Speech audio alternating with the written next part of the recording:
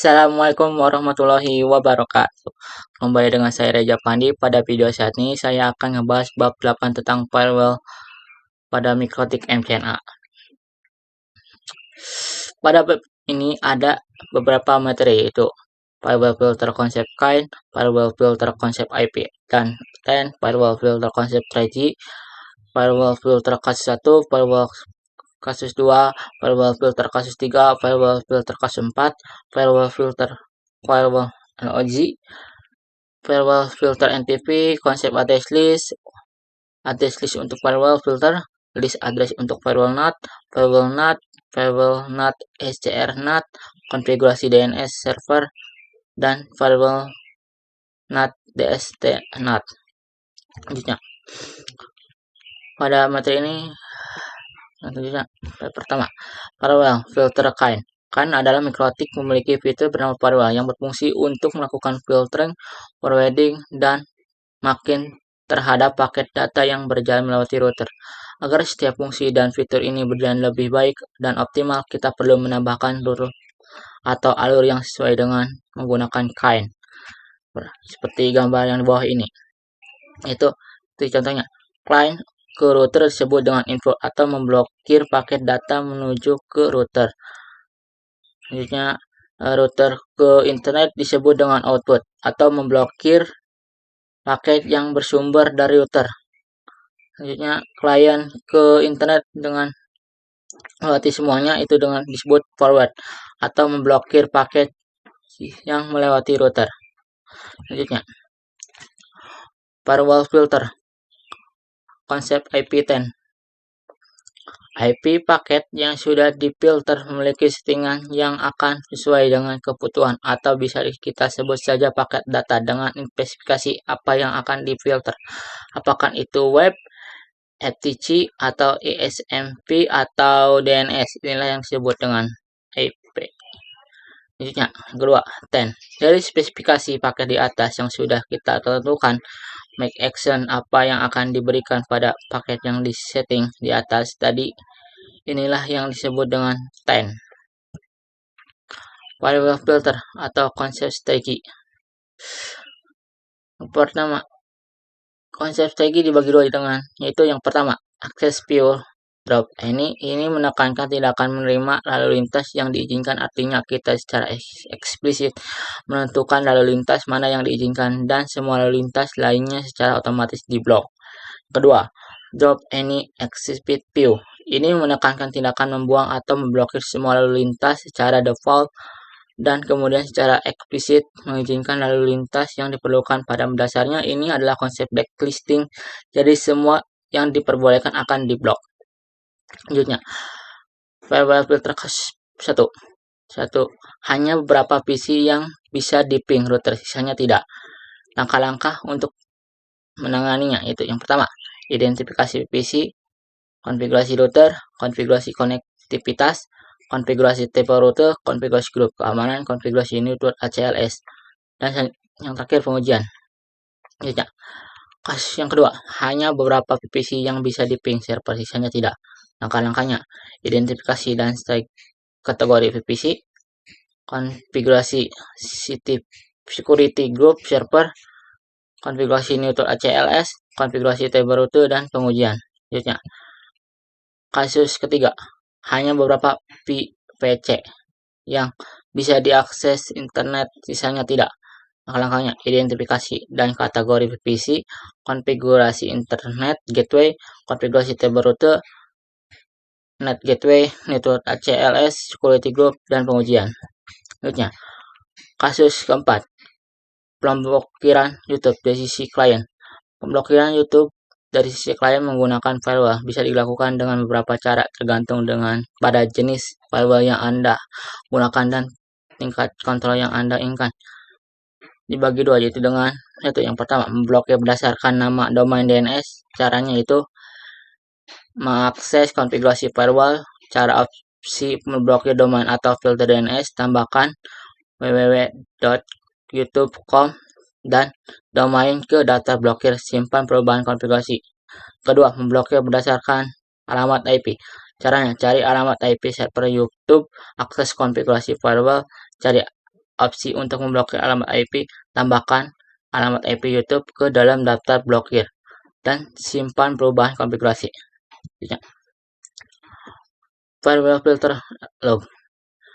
Log merupakan fitur yang digunakan untuk menampilkan beberapa informasi atau aktivitas yang ada pada router. Kita dapat membuat atau menambahkan catatan aktivitas apa saja yang sesuai yang diinginkan melalui firewall filter dengan menggunakan action log. Fitur-fitur firewall log itu yang pertama, informasi dasar koneksi, status koneksi, detail aturan firewall, informasi tambahan, dan terakhir fitur manajemen log. Selanjutnya, firewall filter NTP.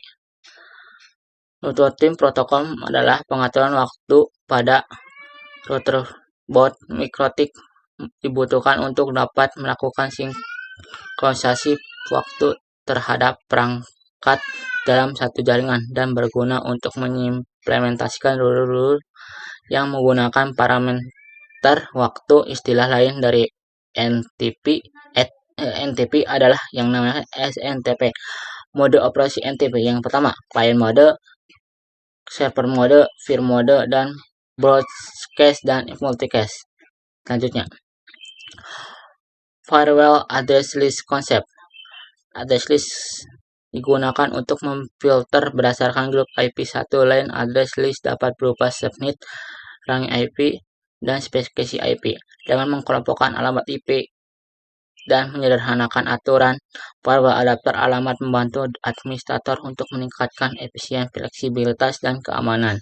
Selanjutnya, address list untuk firewall filter adalah fitur yang sangat berguna untuk mengelola dan mengelompokkan alamat IP. Kita bisa menggunakan fitur address list di mana kita bisa memanfaatkan implementasi address list ini untuk firewall filter. Daripada buat rules satu persatu, maka kita bisa kelompokkan saja dengan address list.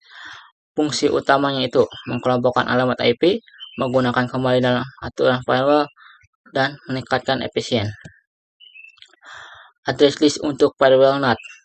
Pertama, firewall NAT sempat kita gunakan sebelumnya pada bab Internet Gateway. Saat ini menghubungkan jaringan klien ke internet.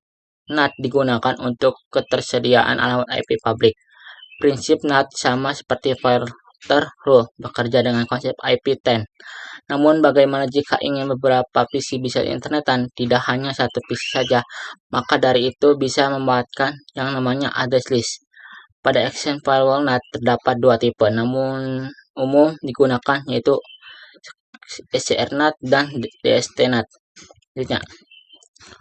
Firewall NAT adalah Networking Address Tracing NAT, ialah metode yang digunakan untuk menghubungkan kumpulan IP private client ke jaringan internet menggunakan satu alamat IP. NAT digunakan untuk ketersediaan IP publik. Prinsip NAT sama seperti filter rule, bekerja dengan IP, EF, dan 10. Fungsi utamanya, NAT memungkinkan beberapa perangkat dalam jaringan pribadi atau LAN untuk berbagi satu alamat IP publik saat terhubung ke internet. Ini dilakukan dengan menerjemahkan alamat IP pribadi perangkat menjadi alat IP public firewall. Selanjutnya, firewall NAT SRC-NAT. SRC-NAT itu Source NAT, ada jenis firewall address translation yang digunakan dalam firewall. Fungsinya adalah untuk memodifikasi alamat IP sumber dari trafik keluar atau outbound. Biasanya SRNAT digunakan ketika ingin menyembunyikan alamat IP internal dari sebuah jaringan dan menggantinya dengan alamat IP publik atau IP lain yang umum, dan digunakan ketika klien yang ada di dalam router ini keluar internet. SCR-NAT dibagi dua, yaitu yang pertama, Masquerade digunakan untuk menghubungkan jaringan lokal ke internet IP public dinamik. Yang kedua, SRC-NAT digunakan untuk menghubungkan jaringan lokal ke internet IP. Sebelum ke DNS NAT, itu kita ke konfigurasi dulu. Itu konfigurasi DNS server. Konfigurasi DNS server adalah proses pengaturan server domain name system atau DNS agar dapat menerjemahkan nama domain menjadi alamat IP dan sebaliknya. Bisa dilakukan apabila kita mempunyai kumpulan server pada jaringan lokal kita dan ingin diakses oleh jaringan lokal kita menggunakan domain, jadi sifatnya resolusi ke internet. Langkah-langkah konfigurasi DNS server. Pertama, instalasi perangkat lunak DNS, konfigurasi file, konfigurasi zona DNS, pengujian konfigurasi dan keamanan DNS. Selanjutnya, konfigurasi yaitu firewall NAT DSNet. DSNet adalah jenis network address translation yang digunakan untuk memodifikasikan alamat IP tujuan dari paket data yang masuk, yaitu inbound traffic. Biasanya DNSNet digunakan untuk forwarding atau mengalihkan traffic dari alamat IP publik ke alamat IP private di dalam jaringan lokal, dan digunakan ketika klien di internet ingin mengakses jaringan lokal dari internet.